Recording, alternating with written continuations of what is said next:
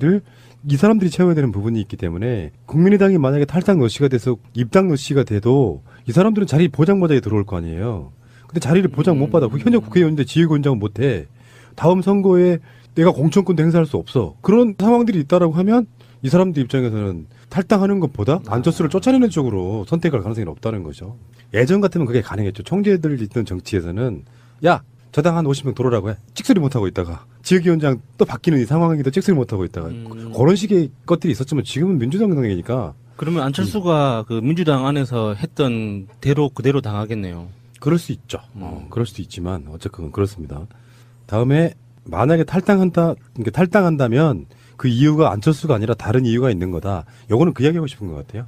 더불어민주당 그쪽에서의 어떤 꼬드김? 이렇게 표현하고 싶어 하는 것 같습니다. 그래서 안철수를 빌미로 떡볶이배 제사 지낸다고 안철수 꼴보기 싫어 죽겠는데 욕하면서 그것 때문에 나가는 것처럼 나가지만 그러니까 안철수 아닌 다른 이유가 아니라 안철수를 포함한 다른 이유가 있는 거죠. 속마음은 다른 이야기가 있는데 안철수 핑계 삼아 나가는 거다 껄 거다 이렇게 이야기하고 있는 거예요. 정말 밉상이네요. 이현주와 안철수는 정치적 일란성 쌍둥이 같습니다.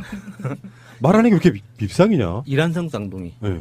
엄청나게 민주당과 문재인 대통령에 대한 미움이랄까요. 뼈에 사무친 사람들 같다 이런 생각이 근데 드네요. 왜 그렇게 싫어하는 건지 좀 상상이 안 돼요. 이게 다들 선수들끼리 정치하는 거잖아요. 선수끼리 뭐 다 때릴 수도 있고 맞을 수도 있고 피해를 수도 있는 거고 뭐 다치는 것도 있는 거고 그런 것들이 그 정치 여정 안에서 당연한 경험처럼 받아들여야지. 자기 한번 상처받았다고 뭐 철천지 원수진 것처럼 집안의 복수를 다짐하는 그 무사처럼 막 이런 식으로 하는 거 좀 이해가 안 돼요, 좀. 이현주는 사실 우리가 지금 우리 또래 사람들이 대부분 갖고 있는 민주운동권적 마인드가 없어요. 그냥 확장성으로 해서 영입된 케이스예요. 학생운동도 해본 적이 없어. 예. 자본들 속에 들어가서 변호사까지 활동했던 사람이에요. 학교도 좋은 학교 나와서 엘리트 코스밖에 안 밟았어요. 그러니까 사회적 공감력 아젠다가 떨어지는 사람이었어요, 원래. 그러니까 뭐 예를 들면 친문 국회의원들 입장에서도 같이 어울리기가 좀 그런 사람. 공감대가 없는 거예요. 같이 이야기해봐야 완전히 다른 세상 사람이잖아요. 그래서 이현주가 탈당에 나올 때 그런 모욕감 느꼈다고 이야기하잖아요. 결이 다르니까 서로 잘 안 어울리게 되고 노는 물이 다른 거죠. 이현주는 오히려 새누리당이 자기랑 비슷한 코스 밟아온 사람들하고 이야기하면 이야기 잘 통하지. 그랬건 하는 이야기. 예. 그 친북 좌파라고 하면 그게 머릿속 이미지가 딱 있는 사람들 있잖아요. 근데 그런 사람들이 아닌 상황에서 민주개혁 세력 쪽에 몸담다 보니까 스스로 왕따가 될 수밖에 없는 어떤 그런 처지였을 거라고 저는 보거든요. 지금이라도 그 바른정당이라도 가면 될 텐데. 그러니까 노동운동을 했어, 무슨 학생운동을 했어, 아무것도 사회운동을 한 적이 없잖아요. 주로는 이제 민주당에 있는 분들이 그런 결이 많아서 그 이질감들이 결국엔 자기가 왕따를 당했다 이런 그 피해자 코스프레로 탈당해 나온 거거든요. 그러다 보니까 자기 입장에서는 이제 공간에 있을 때야 심한 소리 못했고 서로 간에 험한 소리 안 했겠지만 일단 적을 벗어나고 나니까 일단 민주당 당원분들부터 엄청난 항의 같은 거를 하고 막말할 때마다 그러면 계속 정이 떨어져가는 관계일 거고 다시는 이 사람은 이쪽으로 돌아올 수가 없죠. 그 야수님 말씀처럼 바른정당 같은 데는 무난히 가도 뭐 아무렇지도 않은 그런 사람이 돼버린 거예요. 이현주나 안철수에 대한 트윗 한번 섞어보겠습니다. 그 아나달라 님이 이 영어로 쓰셨는데 발음이 재밌네요. 아나달라 님이 기자 간담회를 보니 안철수 신이 났더라고. 이미 정치 중독에 독배를 마셨어. 의료사고 낸 닥터가 다시 수술하겠다고 나서니 안철수 당신 같음 맡기고 싶겠어? 정말 이렇게 비유가 정말 딱딱 들어맞는 찰지네요. 전기 충격기라고 했었죠. 자기를 또. 자기가 전기가 된 거죠. 그러니까 누군가 전기 충격기를 대면 전기가 나와야지 충격이 가는 거잖아요. 그러니까 자기 스스로가 전기로 화한 거죠. 탈원전 해야 되는데. 재생에너지로. 예, 전기 남아 돌고 있어요. 정청래와 더불어민주당님의 트윗입니다. 만만한 게 정청래지? 요즘 안철수 속생각. 안철수입니다. 제가 나오니 시끄럽습니다. 시끄러우니까 제보 조작 사건 묻혔지 않습니까? 이런 게 안철수 효과입니다. 제가 나오니 국민의당 뉴스 많이 나오지 않습니까? 저 말고 카메라 따라다니는 사람 있습니까? 이런 게 안철수 효과입니다. 저는 곱니다. 역시 센스쟁이 정청래. 그 최근에 연예계에서 낸시랭이 또 한번 사고를 쳤거든요. 그 같이 술 마시던 여자 연예인이 자기가 원하지 않는 사진을 찍었다고 몰래 사진을 찍었다고 경찰에 고발을 했다가 고발 취하를 하는 바람에 그냥 소지 있는 그런 사건이 있었는데 그걸 보면서 사람들이 낸시 랭의 관심병이 더 졌다. 이런 이야기를 했었거든요. 그래서 저는 이 안철수 의원이 민주당이 이성을 잃은 반응을 보였다. 이런 인터뷰를 했다는 기사를 보고 네. 순간적으로 낸시 랭이 딱 생각이 났어요. 왜 이렇게 사람들의 주목을, 그러니까 시선을 놓치지 않으려고 애를 쓰는 걸까? 단 한순간이라도 사람들의 시야에서 벗어나서 좀 편하게 살 수는 없을까라는. 그래서 아까 그 아나달라님이 독배를 마셨다고 했잖아요. 그 독배가 그 중독인 것 같아요. 다른 사람들이 언론의 그 조명을 받고 기자들이 따라다니고 하는 이런 상황들에 대해서 그러니까 자기가 그냥 정치를 하는 게 아니라 그 상황을 정치로 받아들이는 거죠. 전문 용어로 관종이라고 하나요? 관종, 예. 새로운 종족이죠. 일요신문의 트윗을 소개해드리겠습니다. 일요신문의 기사를 링크하면서 이렇게 올렸네요. 친한계 이현주 의원이 친한 안철수 의원을 위해 친안 발언을 했습니다. 이렇게 올렸네요. 일종의 그 아재 개그 같은 건가요? 그런 것 같아요. 거의 일요신문이 트위터 담당자가 제 수준인 것 같은데요. 그 아재 개그를 생각하면 그 이명박 그 박근혜 시절에 그 국정원이 민간인 사찰했잖아요. 네. 아재 개그 사찰이 필요하다고 생각합니다. 잡아가라. 이런 방송을 해보면서 느낀 건데 그런 거였어요. 아까 좀 전에도 제가 그런 비슷한 얘기 했지만 좋은 대학 나와서 좋은 직장 다니다가 정치하는 사람들 다는 아닐 거예요. 근데 일부는 거의 엘리트 의식이 정치랄까 국민들 속 마음속의 현상이랄까 이런 거 본질을 보지를 못해요. 겉으로 드러난 겉멋이라고 하잖아요. 그런 것들이 너무 많이 몸에 배어있는 사람, 대표적인 사람 안철수라고 보고요. 그 비슷한 결이 바로 이현주 아니겠습니까? 안철수도 이현주도 학교 동문인 거지. 그들만이 갖고 있는 그들 나름대로의 그 전혀 공감력 없는 행위들이 욕을 쳐 드시고 계시는 거죠. 자, 넘어가겠습니다. 자. 가습기 살균제 피해자분들 어제 청와대 피해자분들을 초대해서 간담회 비슷한 걸 하셨는데요. 이 피해자들은 굉장히 많습니다. 여러 가지 매체들 중에 사실상 우리가 최초로 가습기 피해자분들 예. 인터뷰를 했어요. 그거에 대해서 지적하고 고맙다고 하시는 분들이 많이 계시더라고요. 근데 그분들이 사실상 6년 동안의 투쟁 끝에 대통령으로부터 정부를 대표해서 사과를 받아낸 거죠. 박근혜 같은 사람들은 그런 사과를 할 수 있는 마인드는 아닐 거예요. 내가 뭐 내 손으로 한 것도 내 손으로 죽인 것도 아닌데 내가 왜 이런 거잖아요. 이게 좀 비슷한 결로 노무현 대통령이 제주도 가셔갖고 제주도에서 4.3 학살에 대한 예. 사과를 했죠. 이런 거예요. 예. 뭐. 이런 마인드. 뭐라 그랬습니까? 그간 정부가 가습기 살균제 피해를 예방하지 못했음은 물론 피해 발생 후에도 적극적으로 대처하지 못했다. 대통령으로서 정부를 대표해 가슴 깊이 사과의 말씀을 드린다고 하셨습니다. 예. 너무 당연한 건데 이렇게 정부가 책임지는 모습을 보여주는 것 자체가 너무 당연한 건데 이게 이렇게까지 오래 걸릴 일이 아니잖아요. 그리고 가습기 살균제 피해가 발생했던 그 배경들을 봤을 때 기업과 그 정부 행정부가 어떻게 결탁되어 있는지도 굉장히 심각하게 드러나는 문제들이어서 정부 수장으로서 이렇게 책임감 있는 모습을 보여주는 게 당연한 건데도 불구하고 이제야 이 사과를 받는 그 가족들도 이제 와서 무슨 위로가 되겠습니까마는 그래도 그 가족들이 그 추가적으로 요구하는 것도 다른 차원인 거잖아요. 이런 일이 더 발생하지 않도록 뭔가 다른 조치를 취해달라는 거기 때문에 변화가 있을 거라고 생각합니다. 근데 이게 가습기 살균제 이야기 다시 돌아가 보면은 가습기 살균제 피해자들 대부분 굉장히 많은 사람들이 어린 아이들이었어요. 예. 아기를 낳고 가습기를 들어주고 균이 있다고 하니 살균하겠다는 의미에서 가습기 살균제를 보충해서 가습기에다가 집어넣었단 말이에요. 근데 알고 봤더니 그게 폐를 상하게 하는 치명적인 독이었단 말이에요. 어린아이들한테는. 폐가 굳어버리는 거예요.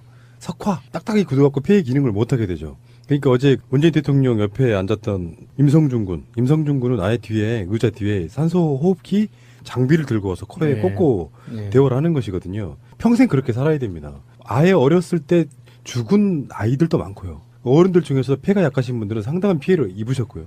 그리고 그 당시에 어린아이였던 친구들이 갑자기 폐가 굳어가면서 숨을 못 쉬는 상태가 되고 사실은 돌아가신 분들이 훨씬 많은 사건이에요. 살아있는 분들이 지금 초대받으신 거예요. 예, 그러니까 돌아가신 분들도 마음 아프지만 그 가습기를 틀어줬던 그 엄마 아빠들의 마음이 정말 상상할수록 너무 끔찍한 거예요. 이게 아무리 자기가 의도는 그게 아니었지만 결과적으로 좀 표현하려니까 너무 좀 끔찍해서 뭐라고 말을 못 하겠는데 그러니까 그런 정신적 피해를 생각하면 그 단순히 약품 하나 잘못됐다, 뭐 유통 과정에 문제가 있었다, 뭐 그 만든 기업이 나쁜 기업이다 이런 차원을 뛰어넘는 거거든요. 예전에 우리가 그 광우병 때문에 촛불 집회까지 하고 그 전 국민적 수준으로 이렇게 들고 일어났던 이유가 안전에 대한 정부 태도 때문이었잖아요. 그러니까 광우병이 우리나라에서 생겼다가 아니라 생길 수 있는 가능성에 대해서 정부 태도가 너무 안일했기 때문에 분노했던 건데 그렇지. 이것도 정말 똑같은 거거든요. 다를 거 하나도 없는 거예요. 그런데 예를 들어서 가습기 살균제 피해자들이 한 날 한시 한 곳에서 같이 죽었으면 우리가 다 분노했겠죠. 촛불 집회를 할 만큼 분노했겠죠. 근데 눈에 보이지 않는 곳에서 소리 없이 죽어갔기 때문에 우리 눈에 안 보이기 때문에 우리의 분노가 아직 부족하다고 생각하거든요. 맞습니다. 그리고 그 당시에 가습기 살균제로 돌아가신 걸 모르는 상태의 분들도 꽤 있을 거라고 예, 보는 예, 것까지 합치면은 그러니까 실태 파악이 사실상 불가능한 예, 정도의 맞아요. 어마어마한 예. 사건이죠. 거의 대부분의 국민들이 다 피해를 봤다고도 할 수 있어요. 이게 몰라서 그러는 게 맞는 건데. 저도 찌라시님- 썼어요. 저도. 네, 저도 썼거든요. 저 같은 경우에는 회사에 일부러 제가 신청을 해가지고 이런 게 나왔으니까 우리 이거 사달라 해가지고 특히 제 자리는 제가 또 욕심부려가지고 가습기를 3대를 설치해가지고 세 대로 빵빵하게 틀면서 있었거든요. 그래서 그걸 정말 제가 제일 많이 마셨다고 생각하면 정말 화가 나죠. 그 다녀오신 가족 대표분들의 인터뷰 중에서 가장 좀 가슴 아픈 부분이 있었어요. 대통령을 만난 그 자체가 위로가 됐다라고 말씀하신 부분이 있었거든요. 그러니까 이전 정부에서는 전혀 기대할 수 없었던 부분에 있어서 정부가 들어서자마자 만남 자체만으로도 위로가 됐다는. 그 일을 주로 하고 다니신 주도하신 대표님 있어요. 네. 저희 방송에도 인터뷰했던 분인데 처음에 이런 사건 알리려면요 어마어마한 노력이 필요해요. 하다못해 팟캐스트도 나가야 되고 어떤 매체라도 인터뷰하겠다 하면 다 달려갑니다. 예. 영국 옥시 본사에 뭐 들락날락하고 할 수 있는 모든 걸 다 해요. 근데 국민적 분노는 안 모아져. 세월호 사건처럼 한꺼번에 생긴 일이 아니기 때문에 한 곳에서 예. 그러다가 정권이 바뀌고 나서 대통령이 죄송하다고 청와대를 초청해서 면담을 해요. 감동스러울 수밖에 없다고 생각이 들고요. 우리도 제가 항상 하는 말 있잖아요. 세월호 사건 같은 경우에 박근혜가 그 미안함을 어떤 의도나 목적이 나쁜 의도나 목적이 없었다면 그 의도나 그 미안함을 꾸준히 세월호 유가족들에게 전달하는 것만으로 위안이 돼요. 네. 근데 박근혜는 어떤 방식이었어요? 한번 불러서 생쇼 한 번 한 뒤에 그 후로부터는 밟아버렸단 말이에요. 진압해버렸단 말이에요. 캡사이신 뿌리고 잡아가고 이렇게 예. 심지어는 국정원 시켜가지고 돈밖에 모르는 사람들로 나중에 말기쯤 가니까 뭐라 그러냐면 좌파 빨갱이 이런 얘기가 나왔으니까 그런 방식이었다고 보고 그건 잘못된 것이고요. 이번 면담에 그 우원식 더불어민주당 원내대표가 참석을 했는데 이 사건을 위해서 음으로 양으로 되게 많이 예, 도왔던 예. 국회의원이에요. 예. 원내대표 전부터. 그래서 이제 정치권에서 도와줬던 그래서 국회에서 무슨 청문회 같은 거라도 열리게끔 여러 가지 것들을 만들어준 사람이 바로 우원식 원내대표다. 근데 이 가습기 살균제의 정확한 이 회사 이름이 뭔지 아세요? 우리 되게 어렵잖아요. 처음에 무슨 옥시, 레킷, 벤키저 뭐 예, 이러잖아요. 제가 최근에 그 채용 시장을 좀 뒤지면서 예. 발견을 한 건데 이게 사명이 알비코리아라는 회사로 바뀌었어요. 아, 지금 현재요? 네. 그런데 이 알비코리아를 검색을 하면 전혀 나오지가 않아요. 그래서 제가 알비코리아 사이트를 들어갔더니 이게 많이 본 브랜드들인데 이게 왜 알비코리아로 넘어갔지? 하고 찾아보니까 이 회사가 옥시, 레킷, 벤키저였던 거예요. 그런데 여전히 그러니까 이 회사 자체가 이직률이 엄청 큰 거예요.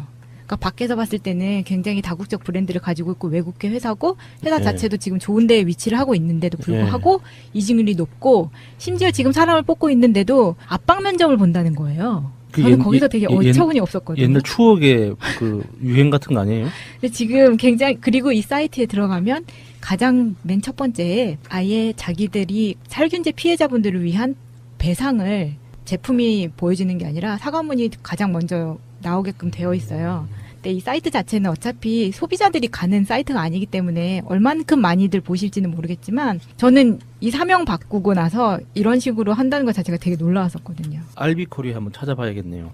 옥시 레빗 뭐라고요? 레킷 벤키저. 레킷 벤키저. 앞머리만 딴 거네요. 알비.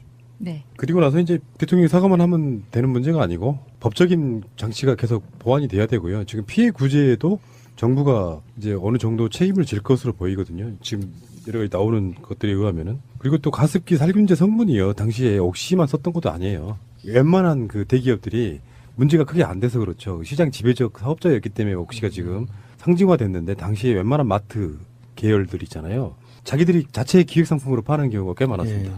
뭐 L 마트, 뭐 E 마트, E 마트는 이니셜로 속여봐도 E 마트야. 씨. 이응마트. 예. 완전한 대한민국 문재인과 손잡고 다시 하는 우리 대한민국. 끊지 마세요. 끊지 마세요. 건강보험 혁신적인 이야기라고 평가하시는 분들이 많더만요. 다음 키워드입니다. 건강보험. 지금 문재인 대통령이 사실 그 18대 대통령 선거 때 박근혜와의 그 논쟁 중에 제 기억나는 것들이 그런 장면들이 있었어요. 그래서 내가 다 해주겠다는 거 아닙니까? 뭐 이런 식의 이야기도 예, 있었고, 예. 뭐 치매라든지 이런 거. 실제로 이제 복지 정책을 만들 때 박근혜 쪽이 민주당 걸 꽤 많이 베꼈어요. 이쪽이 10이면 우리는 20 줄게 이런 방식으로. 근데 그 중에서 이제 우리가 복지를 다루는 싱크탱크 방송에서 그 이런 얘기를 많이 했었어요. 건강보험 하나로. 그러니까 원천적으로 너무 보장이 되는 게 없으니까 보장해주는 걸 많이 하되 우리가 조금씩 더 건강보험료를 더 내자. 요게 걸자라고 보시면 되죠. 예. 보장이 안 되는 게 너무 많으니까 사보험이 필요해지고 예. 그 사보험들로 인해서 이중으로 돈을 써야 되는 거고 이런 것들을 굉장히 많이 획기적으로 좀 계산하겠다는 건데요. 첫 번째로 문재인 후보 하면 떠오르는 의료 관련한 복지 관련한 공약 중에 첫 번째가 뭐였죠? 치매를 국가가 책임진다고. 그것부터 출발하는 것 같아요. 예, 그래서 연도별 보장성 강화 추진 일정을 좀 알려주세요. 올해 10월부터 치매 의료비 부담이 경감되고요. 아동 입원 부담이 완화되고 난임 건강보험이 적용이 됩니다. 11월부터는 65세 이상 틀니 부담이 경감되고 간호-간병 통합서비스 확산 방안이 발표될 예정입니다. 12월에는 복부 초음파 건강보험이 적용되고요. 약제 기준비 급여, 선별급여 적용 방안이 발표됩니다. 2018년에 본인 부담 상한제 개선, 선택 진료 폐지, 신포괄수가 적용 의료기관 확대, 재난적 의료비 지원 제도가 시행되고 하반기에는 65세 이상 임플란트 부담이 경감되고 부인과 초음파 건강보험이 적용됩니다. 그리고 2, 3인실 건강보험도 적용될 예정이라고 합니다. 순차적으로는 19년부터 22년까지 일부 1인실 건강보험이 적용이 되고요. 의학적 비급여 건강보험 적용, 간호간병 통합서비스 확대, 신포괄 대상기관 확대 예정입니다. 좀 더 디테일한 내용은 저기 복지국가 소사이어티 방송에서 다루실 테지만 예, 다루겠습니다. 정말 궁금합니다. 왜냐면은 저는 개인적으로 간병 경험이 많아요. 가족들이 그 아픈 경우가 있어가지고 그래서 그 간병을 하면서 정말 불합리하고 좀 이상하다, 좀 상식적이지 않다는 그런 상황들을 많이 부딪혔었거든요. 그러니까 마지막으로 간병한 게 좀 시간이 꽤 돼서 요즘도 그런지 모르겠는데 특수한 바늘이 있어요. 약간 이렇게 바늘이 휘일 수 있는 부드러운 바늘이 있는데 그거는 보호자가 사와야 돼요. 그리고 성인용 기저귀 그것도 그 보호자가 사서 제공을 해야 되고 생리대도 그 여자분들 생리대도 보호자가 사서 제공을 해야 되고 뭐 그렇게 보호자가 직접 사서 제공해야 되는 게 중간중간에 많아요. 그리고 약도 무슨 종이를 줍니다. 이거 약국 가서 사오라고. 병원에서 갖추고 있지 않기 때문에 그 보험이 안 돼서 그러면은 그 또 비싼 약이에요. 그러면 주변에 파는 약국도 없어. 그러면은 막 여기저기 수소문 해가지고 택시 타고 가서 막 사와서 줘달라고 막 그랬었거든요. 그러니까 그런 상황들이 나중에 이제 알고 보니까 건강보험 보장 범위 때문에 그런 현상이 생기는 거더라고요. 그리고 더 심각했던 건 그 간병이 우리는 당연한 거라고 생각하잖아요. 가족이 아프면 다른 가족이 밤새 지키면서 이렇게 심부름하고 하는 거를 당연하다고 생각했는데 사실은 그게 아니었던 거죠. 그게 다 간호 영역으로 포함돼야 되는데 이 간호 인력을 줄이려고 하다 보니까 무심결에 그냥 은근슬쩍 문화적으로 어떤 가족 책임으로 넘기면서 그 간병을 또 하나의 어떤 노동으로 만들어버린 거죠. 그래서 이게 이번에 보장성 확대 이 내용 쭉 보면서 뭔가 실질적인 변화가 있을 거라는 생각이 들어요. 그 이거는 이제 현장에서도. 이것을 좀 기대 안 했던 분들한테는 혁명적인 변화라고 얘기하는 게 굉장히 큰 거죠. 저는 깜짝 놀란 게 그 비급여 항목이 약 3,800개 정도였다고 하니까 그중에 이제 지금 사실상 이렇게 보시면 되겠네요. 2022년 문재인 대통령 임기 말까지요. 미용, 성형 관련한 의료 행위를 제외한 모든 것들이 급여가 된다 이렇게 보시면 되죠. 살짝 아깝긴 하네요.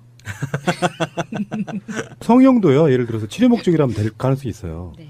그 화상 같은 걸 통해 갖고 예. 얼굴을 다시 복구해야 되는 이런 분들 같은 경우는 급여가 될 걸로 보고요.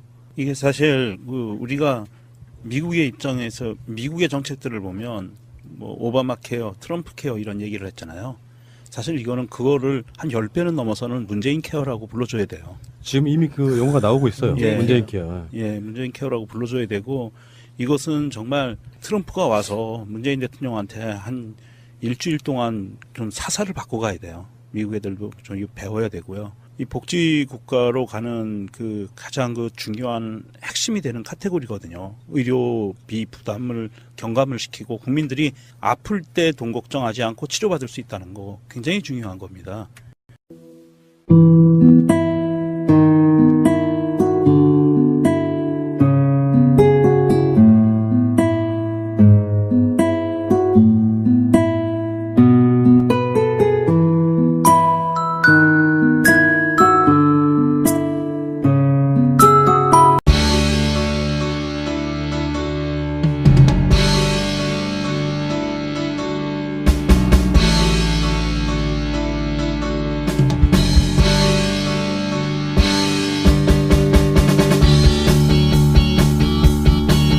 하면 되는 문제가 아니고 법적인 장치가 계속 보완이 돼야 되고요. 지금 피해 구제에도 정부가 이제 어느 정도 책임을 질 것으로 보이거든요. 지금 여러 가지 나오는 것들에 의하면은. 그리고 또 가습기 살균제 성분이요. 당시에 옥시만 썼던 것도 아니에요. 웬만한 그 대기업들이 문제가 크게 안 돼서 그렇죠. 시장 지배적 사업자였기 때문에 옥시가 지금 상징화됐는데 당시에 웬만한 마트 계열들 있잖아요. 자기들이 자체 기획 상품으로 파는 경우가 꽤 많았습니다. 예. 뭐 L마트, 뭐 E마트. E마트는 이니셜로 속여봐도 E마트야. 씨. 이응마트. 예. 대한민국 완전한 대한민국 문재인과 손잡고 다시 하는 우리 대한민국. 끊지 마세요. 끊지 마세요. 건강보험 혁신적인 이야기라고 평가하시는 분들이 많더만요. 다음 키워드입니다. 건강보험. 지금 문재인 대통령이 사실 그 18대 대통령 선거 때 박근혜와의 그 논쟁 중에 제 기억나는 것들이 그런 장면들이 있었어요. 그래서 내가 다 해주겠다는 거 아닙니까? 뭐 이런 식의 이야기도 예, 있었고, 예. 뭐 치매라든지 이런 거. 실제로 이제 복지 정책을 만들 때 박근혜 쪽이 민주당 걸 꽤 많이 베꼈어요. 이쪽이 10이면 우리는 20 줄게 이런 방식으로. 근데 그 중에서 이제 우리가 복지를 다루는 싱크탱크 방송에서 그 이런 얘기를 많이 했었어요. 건강보험 하나로. 그러니까 원천적으로 너무 보장이 되는 게 없으니까 보장해주는 걸 많이 하되 우리가 조금씩 더 건강보험료를 더 내자. 요게 걸자라고 보시면 예, 되죠. 예. 보장이 안 되는 게 너무 많으니까 사보험이 필요해지고 예. 그 사보험들로 인해서 이중으로 돈을 써야 되는 거고 이런 것들을 굉장히 많이 획기적으로 좀 개선하겠다는 건데요. 첫 번째로 문재인 후보 하면 떠오르는 의료 관련한 복지 관련한 공약 중에 첫 번째가 뭐였죠? 치매를 국가가 책임진다고. 그것부터 출발하는 것 같아요. 예, 그래서 연도별 보장성 강화 추진 일정을 좀 알려주세요. 올해 10월부터 치매 의료비 부담이 경감되고요. 아동 입원 부담이 완화되고 난임 건강보험이 적용이 됩니다. 11월부터는 65세 이상 틀니 부담이 경감되고 간호-간병 통합서비스 확산 방안이 발표될 예정입니다. 12월에는 복부초음파 건강보험이 적용되고요. 약제 기준비 급여, 선별급여 적용 방안이 발표됩니다. 2018년에 본인 부담 상한제 개선, 선택진료 폐지, 신포괄수가 적용 의료기관 확대, 재난적 의료비 지원 제도가 시행되고 하반기에는 65세 이상 임플란트 부담이 경감되고 부인과 초음파 건강보험이 적용됩니다. 그리고 2, 3인실 건강보험도 적용될 예정이라고 합니다. 순차적으로는 19년부터 22년까지 일부 1인실 건강보험이 적용이 되고요. 의학적 비급여 건강보험 적용, 간호간병 통합서비스 확대, 신포괄 대상기관 확대 예정입니다. 좀 더 디테일한 내용은 저기 복지국가 소사이어티 방송에서 다루실 테지만 예, 다루겠습니다. 정말 궁금합니다. 왜냐면은 저는 개인적으로 간병 경험이 많아요. 가족들이 그 아픈 경우가 있어가지고 그래서 그 간병을 하면서 정말 불합리하고 좀 이상하다, 좀 상식적이지 않다는 그런 상황들을 많이 부딪혔었거든요. 그러니까 마지막으로 간병한 게 좀 시간이 꽤 돼서 요즘도 그런지 모르겠는데 특수한 바늘이 있어요. 약간 이렇게 바늘이 휘를 수 있는 부드러운 바늘이 있는데 그거는 보호자가 사와야 돼요. 헐. 그리고 성인용 기저귀 그것도 그 보호자가 사서 제공을 해야 되고 생리대도 중독의 독배를 마셨어. 의료사고 낸 닥터가 다시 수술하겠다고 나서니 안철수 당신 같으면 맡기고 싶겠어? 정말 이렇게 비유가 정말 딱딱 들어맞는 찰지네요. 전기 충격기라고 했어, 자기를 또. 자기가 전기가 된 거죠. 그러니까 누군가 전기 충격기를 대면 전기가 나와야지 충격이 가는 거잖아요. 그러니까 자기 스스로가 전기로 화한 거죠. 탈원전 해야 되는데. 재생에너지로. 예, 전기 남아 돌고 있어요. 정청래와 더불어민주당님의 트윗입니다. 만만한 게 정청래지? 요즘 안철수 속생각. 안철수입니다. 제가 나오니 시끄럽습니다. 시끄러우니까 제보 조작 사건 묻혔지 않습니까? 이런 게 안철수 효과입니다. 제가 나오니 국민의당 뉴스 많이 나오지 않습니까? 저 말고 카메라 따라다니는 사람 있습니까? 이런 게 안철수 효과입니다. 저는 곱니다. 역시 센스쟁이 정청래. 그 최근에 연예계에서 낸시랭이 또 한번 사고를 쳤거든요. 그 같이 술 마시던 여자 연예인이 자기가 원하지 않는 사진을 찍었다고 몰래 사진을 찍었다고 경찰에 고발을 했다가 고발 취하를 하는 바람에 그냥 소지 있는 그런 사건이 있었는데 그걸 보면서 사람들이 낸시랭의 관심병이 더 졌다 이런 이야기를 했었거든요. 그래서 저는 이 안철수 의원이 민주당이 이성을 잃은 반응을 보였다 이런 인터뷰를 했다는 기사를 보고 네. 순간적으로 낸시랭이 딱 생각이 났어요. 왜 이렇게 사람들의 주목을 그러니까 시선을 놓치지 않으려고 애를 쓰는 걸까? 단 한순간이라도 사람들의 시야에서 벗어나서 좀 편하게 살 수는 없을까라는. 그래서 아까 그 아나달라님이 독배를 마셨다고 했잖아요. 그 독배가 그 중독인 것 같아요. 다른 사람들이 언론의 그 조명을 받고 기자들이 따라다니고 하는 이런 상황들에 대해서 그러니까 자기가 그냥 정치를 하는 게 아니라 그 상황을 정치로 받아들이는 거죠. 전문용어로 관종이라고 하나요? 관종, 예. 새로운 종족이죠. 일요신문의 트윗을 소개해드리겠습니다. 일요신문의 기사를 링크하면서 이렇게 올렸네요. 친한계 이현주 의원이 친한 안철수 의원을 위해 친안 발언을 했습니다. 이렇게 올렸네요. 일종의 그 아재 개그 같은 건가요? 그런 것 같아요. 거의 일요신문 이 트위터 담당자가 제 수준인 것 같은데요. 그 아재 개그를 생각하면 그 이명박 그 박근혜 시절에 그 국정원이 민간인 사찰했잖아요. 네. 아재 개그 사찰이 필요하다고 생각합니다. 잡아가라. 이런 방송을 해보면서 느낀 건데 그런 거였어요. 아까 좀 전에도 제가 그런 비슷한 이야기 했지만 좋은 대학 나와서 좋은 직장 다니다가 정치하는 사람들 다는 아닐 거예요. 근데 일부는 거의 엘리트 의식이 정치랄까 국민들 속 마음속의 현상이랄까 이런 거 본질을 보지를 못해요. 겉으로 드러난 겉멋이라고 하잖아요. 그런 것들이 너무 많이 몸에 배어있는 사람, 대표적인 사람 안철수라고 보고요. 그 비슷한 결이 바로 이현주 아니겠습니까? 안철수도 이현주도 학교 동문인 거지. 그들만이 갖고 있는 그들 나름대로의 그 전혀 공감력 없는 행위들이 욕을 쳐 드시고 계시는 거죠. 자, 넘어가겠습니다. 자. 가습기 살균제 피해자분들 어제 청와대 피해자분들을 초대해서 간담회 비슷한 걸 하셨는데요. 이 피해자들은 굉장히 많습니다. 여러 가지 매체들 중에 사실상 우리가 최초로 가습기 피해자분들 예. 인터뷰를 했어요. 그거에 대해서 지적하고 고맙다고 하시는 분들이 많이 계시더라고요. 근데 그분들이 사실상 6년 동안의 투쟁 끝에 대통령으로부터 정부를 대표해서 사과를 받아낸 거죠. 박근혜 같은 사람들은 그런 사과를 할 수 있는 마인드는 아닐 거예요. 내가 내 손으로 한 것도 내 손으로 죽인 것도 아닌데 내가 왜 이런 거잖아요.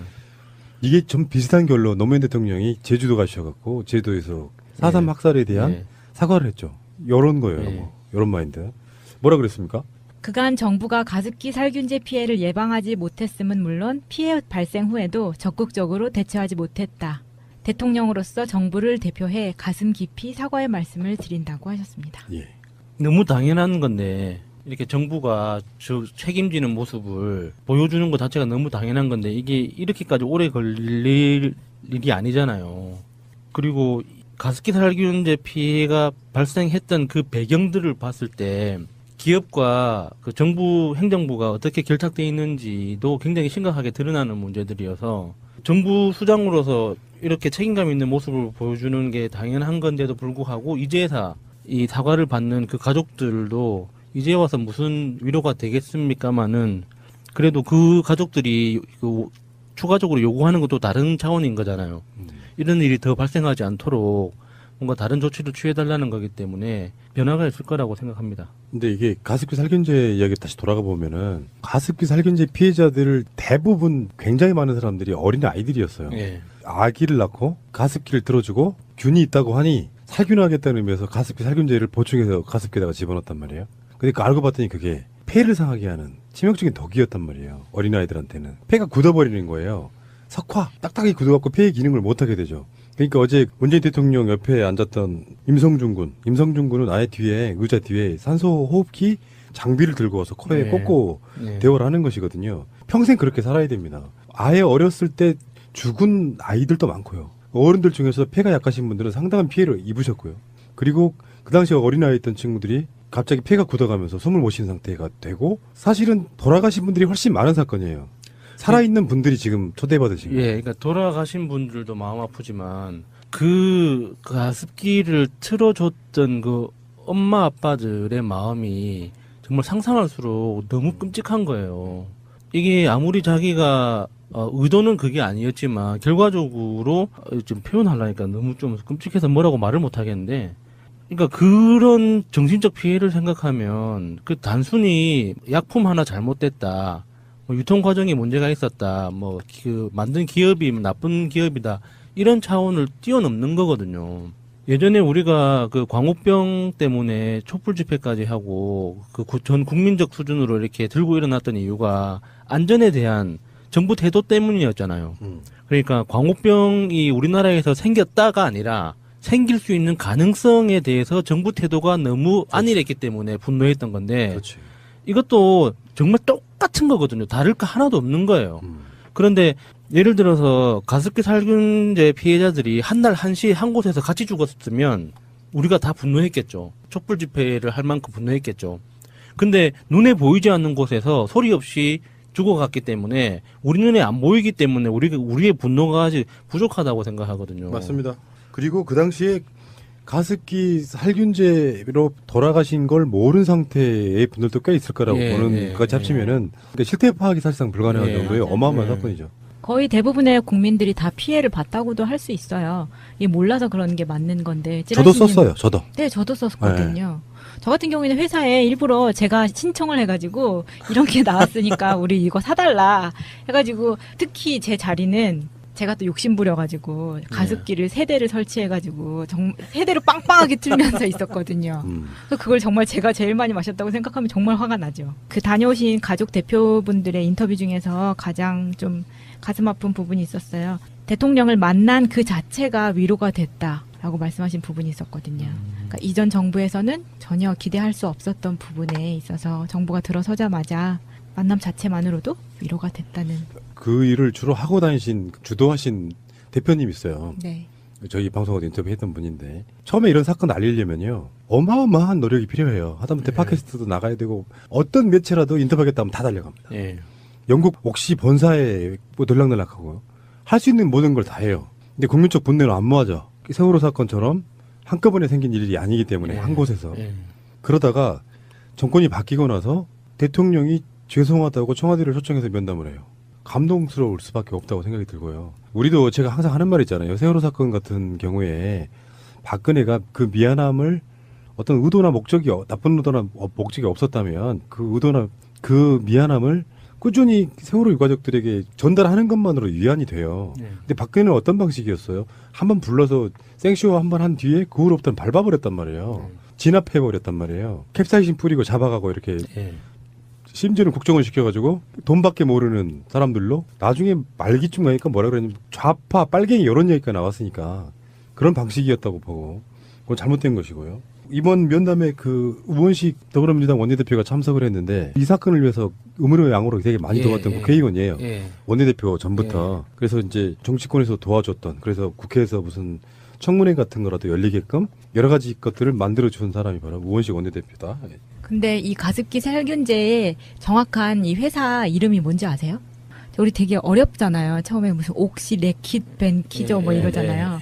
제가 최근에 그 채용 시장을 좀 뒤지면서 예. 발견을 한 건데 이게 사명이 알비코리아라는 회사로 바뀌었어요. 아, 지금 현재요? 네. 그런데 이 알비코리아를 검색을 하면 전혀 나오지가 않아요. 그래서 제가 알비코리아 사이트를 들어갔더니 이게 많이 본 브랜드들인데 이게 왜 알비코리아로 넘어갔지? 하고 찾아보니까 이 회사가 옥시 레킷 벤키저였던 거예요. 그런데 여전히 그러니까 이 회사 자체가 이직률이 엄청 큰 거예요. 그러니까 밖에서 봤을 때는 굉장히 다국적 브랜드를 가지고 있고 외국계 회사고 회사 네. 자체도 지금 좋은 데에 위치를 하고 있는데도 불구하고 이직률이 높고 심지어 지금 사람을 뽑고 있는데도 압박 면접을 본다는 거예요. 그 저는 옛- 거기서 되게 옛- 어처구니 없었거든요. 옛날 추억의 그 유행 같은 거 아니에요? 근데 지금 굉장히 그리고 이 사이트에 들어가면 가장 맨 첫 번째에 아예 자기들이 살균제 피해자분들을 위한 배상을 제품이 보여지는 게 아니라 사과문이 가장 먼저 나오게끔 되어 있어요. 근데 이 사이트 자체는 어차피 소비자들이 가는 사이트가 아니기 때문에 얼만큼 많이들 보실지는 모르겠지만 저는 이 사명 바꾸고 나서 이런 식으로 한다는 것 자체가 되게 놀라웠었거든요. 알비코리 한번 찾아봐야겠네요. 옥시 레빗 뭐라고요? 레킷 벤키죠. 레킷 벤키죠. 앞머리만 딴 거네요, 알비. 네. 그리고 나서 이제 대통령이 사과만 한 일을 이 사람들이 채워야 되는 부분이 있기 때문에 국민의당이 만약에 탈당 노시가 돼서 입당 노시가 돼도 이 사람들은 자리 보장마저에 들어올 거 아니에요. 근데 자리를 보장 못 받아. 현역 국회의원인데 지휘권장은 못 해. 다음 선거에 내가 공천권도 행사할 수 없어. 그런 상황들이 있다라고 하면 이 사람들 입장에서는 탈당하는 것보다 안철수를 쫓아내는 쪽으로 선택할 가능성이 높다는 거죠. 예전 같으면 그게 가능했죠. 총재들 있던 정치에서는 야, 저당 한 50명 들어오라고 해. 찍소리 못하고 있다가 지역위원장 또 바뀌는 이 상황에도 찍소리 못하고 있다가 그런 식의 것들이 있었지만 지금은 민주당 당이니까 그러면 안철수가 그 민주당 안에서 했던 대로 그대로 당하겠네요. 그럴 수 있죠. 그럴 수도 있지만 어쨌건 그렇습니다. 다음에 만약에 탈당한다면 그 이유가 안철수가 아니라 다른 이유가 있는 거다. 요거는 그 이야기하고 싶은 것 같아요. 더불어민주당 그쪽에서의 어떤 꼬드김 이렇게 표현하고 싶어하는 것 같습니다. 그래서 안철수를 빌미로 떡볶이배 제사 지낸다고 안철수 꼴보기 싫어 죽겠는데 욕하면서 그것 때문에 나가는 것처럼 나가지만 그러니까 안철수 아닌 다른 이유가 아니라 음. 안철수를 포함한 다른 이유가 있는 거죠. 속마음은 다른 이야기가 있는데 안철수 핑계 삼아 나가는 거다 껄 거다 네. 이렇게 이야기하고 있는 거예요. 정말 밉상이네요. 이현주와 안철수는 정치적 일란성 쌍둥이 같습니다. 말하는 게 왜 이렇게 밉상이냐? 이란성 쌍둥이. 네. 엄청나게 민주당과 문재인 대통령에 대한 미움이랄까요. 뼈에 사무친 사람들 같다 이런 생각이 근데 드네요. 왜 그렇게 싫어하는 건지 좀 상상이 안 돼요. 이게 다들 선수들끼리 정치하는 거잖아요. 선수끼리 뭐 다 때릴 수도 있고 맞을 수도 있고 피해를 수도 있는 거고 뭐 다치는 것도 있는 거고 그런 것들이 그 정치 여정 안에서 당연한 경험처럼 받아들여야지 자기 한번 상처받았다고 뭐 철천지 원수진 것처럼 집안의 복수를 다짐하는 그 무사처럼 막 이런 식으로 하는 거 좀 이해가 안 돼요, 좀. 이현주는 사실 우리가 지금 우리 또래 사람들이 대부분 갖고 있는 민주운동권적 마인드가 없어요. 그냥 확장성으로 해서 영입된 케이스예요. 학생운동도 해본 적이 없어. 예. 자본들 속에 들어가서 변호사까지 활동했던 사람이에요. 학교도 좋은 학교 나와서 엘리트 코스밖에 안 밟았어. 그러니까 사회적 공감력 아젠다가 떨어지는 사람이었어요. 원래. 그러니까 뭐 예를 들면 친문 국회의원들 입장에서도 같이 어울리기가 좀 그런 사람. 공감대가 없는 거예요. 같이 이야기해봐야 완전히 다른 세상 사람이잖아요. 그래서 이현주가 탈당에 나올 때 그런 모욕감 느꼈다고 이야기하잖아요. 결이 다르니까 서로 잘 안 어울리게 되고 노는 물이 다른 거죠. 이현주는 오히려 새누리당이 자기랑 비슷한 코스 밟아온 사람들하고 이야기하면 이야기 잘 통하지. 그랬건 하는 이야기. 예.